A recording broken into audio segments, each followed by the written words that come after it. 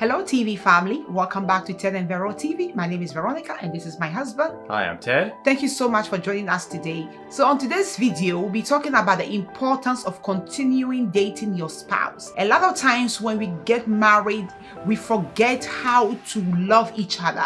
We forget the little things that kept us into the relationship to begin with. So today we'll be giving you a few pointers on how you can continue dating your significant other.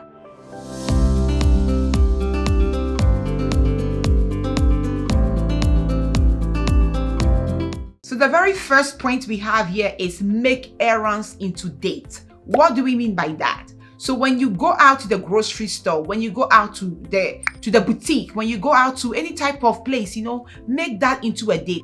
Spend time holding hands, kissing on each other, and acknowledge their presence. Make them feel like, okay, you are there with them, love on each other, and just make that day a glorious day to begin with. The key to a lot of these is to make every moment intentional in the sense that you are making the moment special. So everybody has errands to run throughout the week, and it can become a routine thing. It can become something that you want to just rush through and get over with. Yeah. Or maybe just the husband goes out to take care of it, or maybe just the wife. But we're suggesting that if you both go out together, bring that shopping list that you've got as you're going down the aisles together. Take your time. Like my wife said, it might be a good idea to hold hands while you're going along and getting these things done.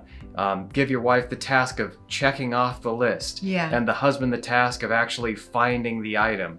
And just making each moment, as normal and mundane as they might be, something special.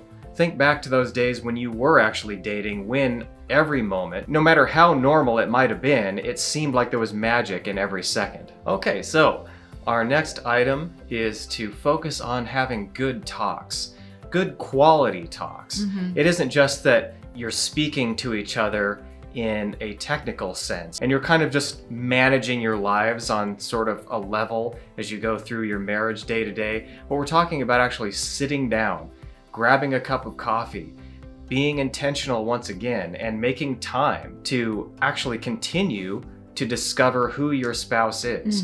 Because in any healthy relationship, you're going to be growing together. Yeah. And as you grow, there are going to be developments happening in both of you that you're not able to see unless you talk about these things. So in order to stay well acquainted with one another, in order to stay right on the cutting edge of their development and to be there as their friend, their companion, as the one closest to them, you're going to have to know all the ins and outs of your spouse. So the only way to do that is to put your heads together, talk about the things that are most important to you.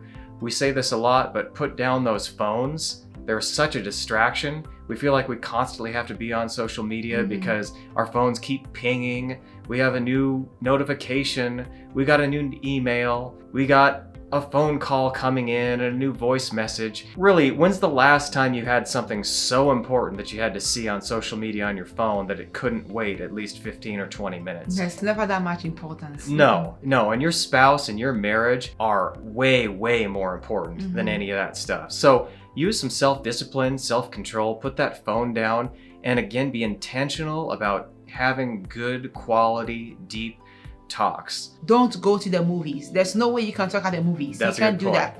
Don't go to places where you will be unable to speak. You know what I mean? Yeah. If it's date night, then you know that okay, it's date night and you are just going to the movies. But if it's a night where you plan on actually having a serious conversation about something about the future, about something that will affect the two of you, something that you've been thinking about, something that hasn't been going well in your relationship and you want to address, be careful when selecting the place. Because a lot of times we're like, okay, let's go on a date. I really want to have a conversation, and then we go to the movies. We both know we can't talk at the movie theater, so why do we go there? Yeah. So keep that in mind. Very good point. So the next thing that we have on the list is embracing your limited budget. What do we mean by that? So a lot of times, we are expecting grand gestures from our significant other, but the little things count. Little handwritten notes. People don't do that anymore. Back in the days, I remember when I was in high school in Ghana, Ghana. You know, if a boy liked you, they'll write you a little letter. And when you got the letter and you open it, it was the sweetest thing. And girls used to love receiving such things. Yeah. We don't do that anymore. Oh my goodness. We don't do that. We've lost touch of that. I always told myself that whenever I got married, anytime I could, I write handwritten notes. And I think the other day was around midnight and something. Ted was sleeping and I woke up and I wrote him a little note. I was so tired, my handwriting was all over the place, but I still wrote him something small, telling him how much I love him. And those little things matter. They do, you know, they do matter.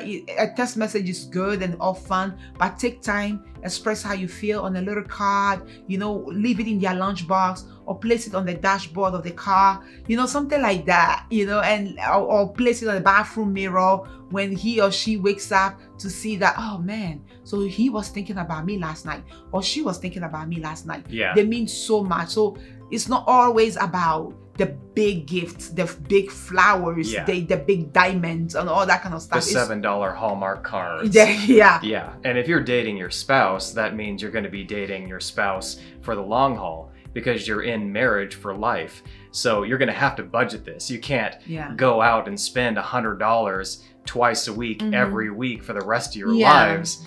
So this is just a good tip to make it more realistic and show you how this can actually be done. Even going on a picnic versus going out and spending a bunch of money on having something to eat.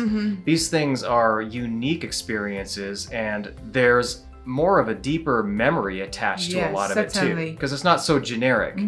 Going out to dinner is great. All these things, they're great, but they're kind of this generic thing that everybody does, and it's really hard to make a solid memory out of that. But if you grab a picnic blanket and fill up the picnic basket and put together a little lunch and toast each other at the side of a stream somewhere in some special spot that the two of you found when you were hiking one day, those moments really stack up to build an entire lifetime of memories that strengthen marriages. The next one we have on our list is to do something that you both enjoy.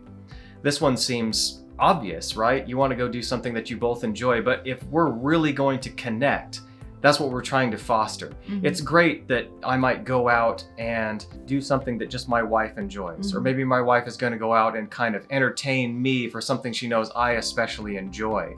And that's awesome. But when you really want to connect, if you go out and seek after those things that you're both enjoying, then you're developing and fostering a common interest, which is deepening that common bond. Well said. So if we both enjoy board games, my wife and I enjoy playing Scrabble a lot, then we'll set time aside and make a game night together. We'll put on some nice music. So we both enjoy symphonic music, let's say, and I'll put on some symphonic music and we're playing Scrabble together. And it's both something that we love to do. I'm a reader, I love words. My wife is multilingual, she loves words. And so the entire thing that we're doing is developing and fostering our common interest in a relaxed environment, and we're having fun while we're doing it together. So everything that we do, we want to think about, you know, is this a shared thing? You know, why are you friends with the people you're friends with? It's very likely it's because you share a common interest, and that common interest is what binds you together.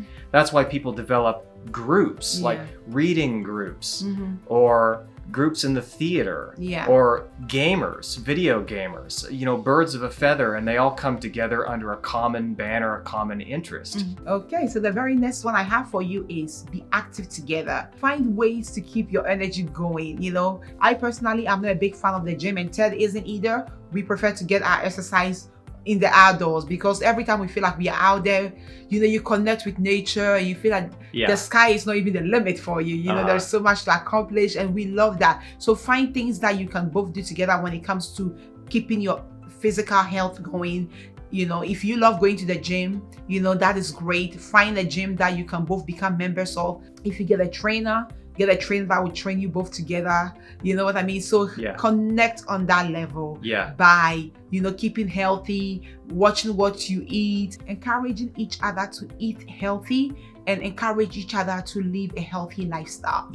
Great tip. There are a lot of different choices here too. So don't think just, lifting weights or maybe I don't like doing that, going to the gym. Well, I don't like doing that. Let's say you can go and take dancing lessons. Yeah, swimming. Yeah. Your community has a lot of things going on that you don't realize, and take advantage of those things. Yeah. And your overall health, when your wellness in your body goes up, then your mental health is going to improve. The quality of your life is going to go up, and your enjoyment and your satisfaction of life is going to go up. And the last tip that we have is very much focused on how we are when we're dating.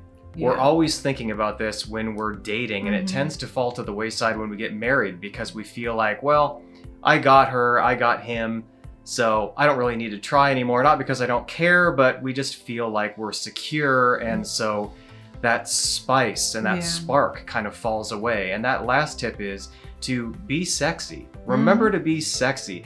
And it doesn't have to be like over the top. It just means that you're putting that extra effort in there to add a little bit of flavor, a little bit of spice into your relationship, putting that outfit on that your husband really likes, or remembering how you dolled yourself up before a date while you were actually in the dating phase of your relationship. Maybe being a little bit more intentional and thoughtful about physical touch while you're out, holding hands again, just little things like that. Playing with your husband's hair, I guess, if he likes that kind of a thing, while you're sitting there and watching the sunrise or whatever.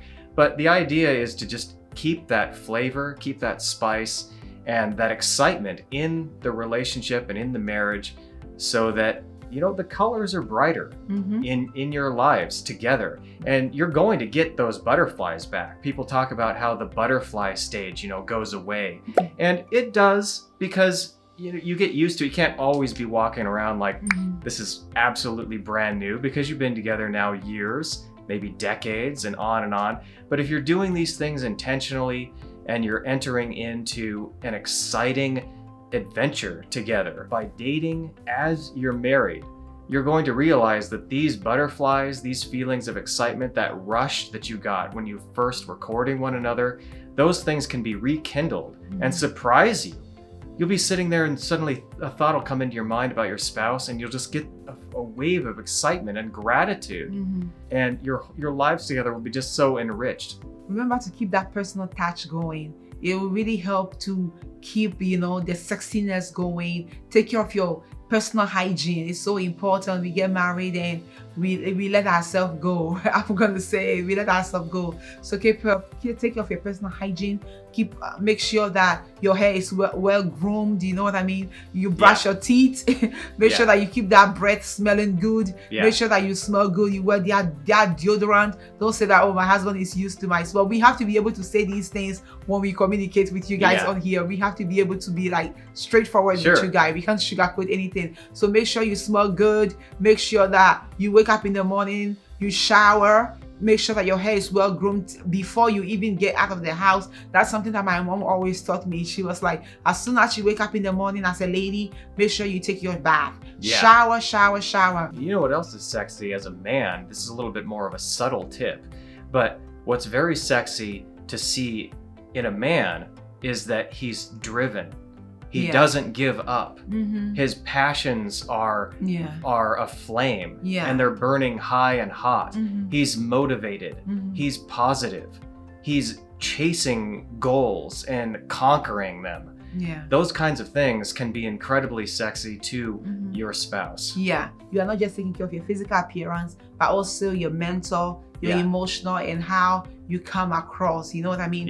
Women love men that are strong. So anytime, not saying that men should not show weakness, but every time you are constantly displaying weakness to your spouse, eventually your spouse will start looking at you like, okay, you are like a little brother, or you are like a friend. So make sure you keep that manly thing going. It's very important. So we hope that these tips were enough to keep your relationship sweet, and active. We hope that you enjoy this video, and if you have any tips that you can share for us, because we are also learning as we share these are things that we've learned over the course of our marriage. So if you have any tips that you can share with us, some of you have been married longer than us, so if you have any tips, please drop them in the comment below. We'd love to learn from you, and our viewers would love to learn from you as well. So thank you so much for joining us today on Ted and Vero TV. Don't forget to like and to subscribe and share our videos. Have a wonderful day, everybody. Thank you very much. We'll see you next Bye-bye. time. Bye-bye. See you next time.